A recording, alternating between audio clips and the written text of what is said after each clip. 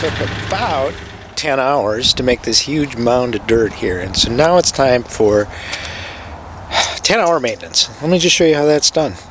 Alright, I've never done it, but I'm going to show you how to do it, and it seems pretty straightforward. Nothing major, it's all in the manual. So we're going to take these one at a time. First, engine oil. Alright, let's first check the engine oil. There's nothing much to it. It's on page 156 of my manual. I don't know if you had this problem, but I couldn't figure out how to open the hood. It's right here. And then this will lift up. And here's your engine oil dipstick. Right there. And I just pull that out. It's so clean, but mine is right here. So in between these two notches, we're in good shape. Alright, let's get on to the next item. Hydraulic fluid. The way to check your hydraulic fluid, according to the manual, is back here. There's dipstick. That'll just come out. I've got a little indicator on it. Wipe that off. Push it all the way back in, and the fluid level is right to here, which is a little bit below the full mark. I think we're in good shape and very clean. Wheel nut bolts. Alright, checking the torque on your wheel nuts.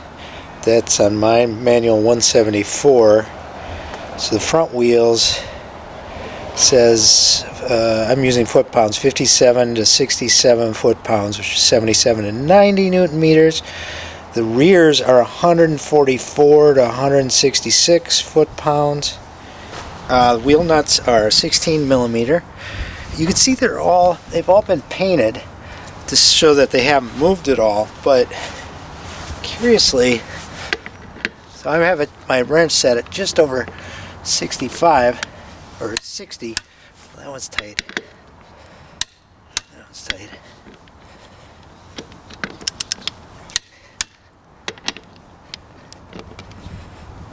Yeah, a couple of them are not tight, so it's good we're checking those.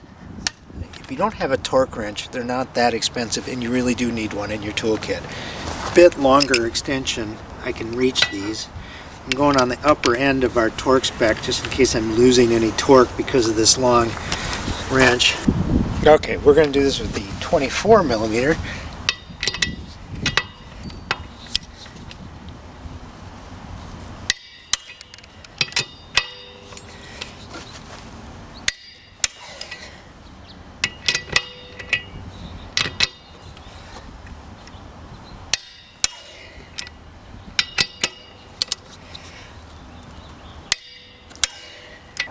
Tire pressure and tire condition. On these front tires, inflation to 340 kPa. So I've got my thing set to kPa, and we're just going to check all the pressures. I'm going to tell you that when I got this tire was flat. It had zero air in it, and the guy, when he took it off the trailer, I made him, be my witness to that, and it just kept losing air. And what happened, or what the problem was this was just not, I couldn't find any holes anywhere, but I tightened down the valve stem, and that has solved the problem. So the valve stem just wasn't tight enough, and there's a rubber seal on the inside that needed to be pulled in closer to the rim to stop it from leaking.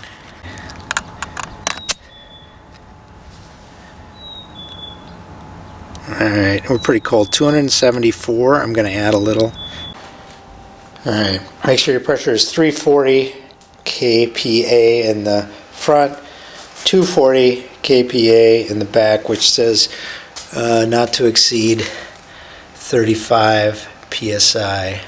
So 35 psi, 240 kPa. Engine cooling system.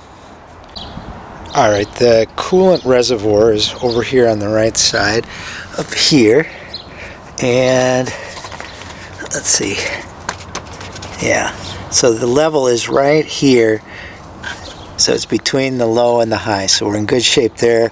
Then you're supposed to check, make sure the radiator isn't dirty. Right, all the radiators, and there's several of them here, look perfectly clean. There is a screen you can take off with a couple of wing nuts. Pull that out, but I'm not going to do that because everything is perfectly clean. Oh, I spoke too soon. Look at this. This is not covering that right. So let's figure out what's going on there. I think that's all it took. There. Now that's back in place. Okay, that's why we check these things. Engine air intake system. Air intake. Well, it doesn't say anything about opening up the filter, so I'm not going to do that. It just says check the hoses and clamps. That one's fine.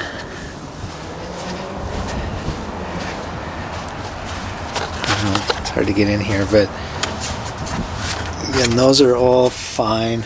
They look fine. PTO. I have not used the PTO, so it's going to be fine, but this is it back here. Here's the cover, and it just unscrews.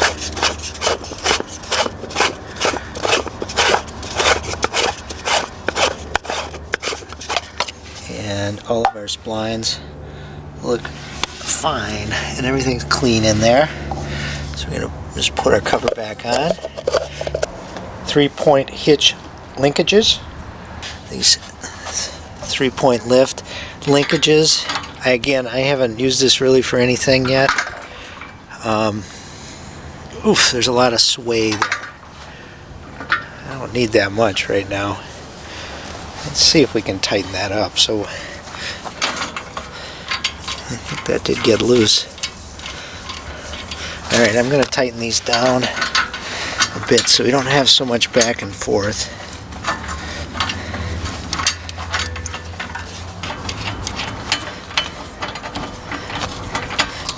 Alright, that'll keep them from clunking around a bit. Yeah. I'll get it all the way tight for right now since I'm not using it. You get a wrench and tighten this down, that'll keep that in place. There we go. Parking brake. Alright, the parking brake is working fine. Don't need to adjust that. Seat belt retractors, seat belt mounting hardware. The seat belt, which I have used because it sometimes gets a little tippy when you're going up on here. Make sure that your rollover protection is up when you're using it, but it is in and out just fine.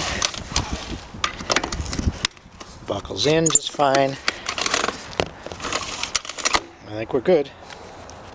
Safety interlock system. The safety interlock is it won't let you start it unless you have the emergency brake set, this in neutral, and you're sitting on the seat. If any of those things are not true, then when you turn the key, nothing happens. So let's put that there. Push clutch in, and then we'll start. Indicators and lights.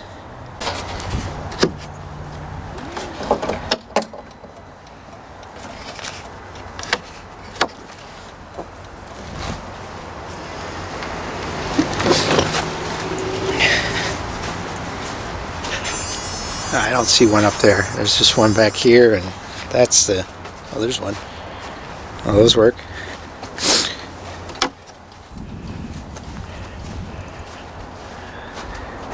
Mine's a little cockeyed here. Could probably straighten that out, but those are working. Hazards.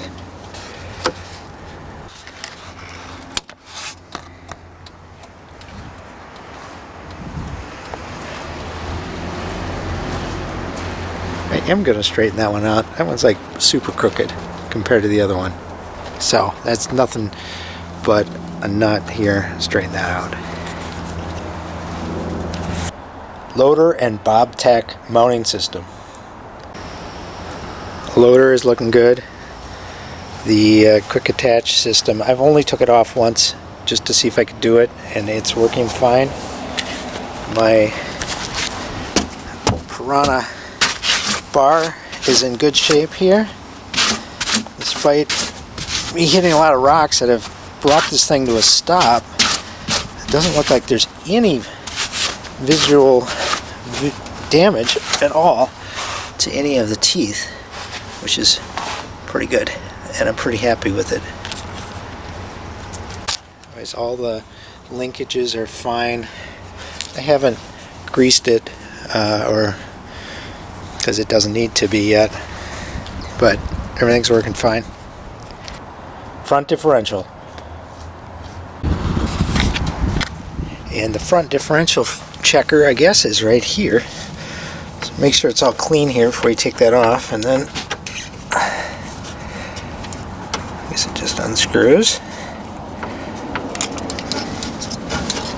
And our level looks excellent, so we're not going to fuss with that.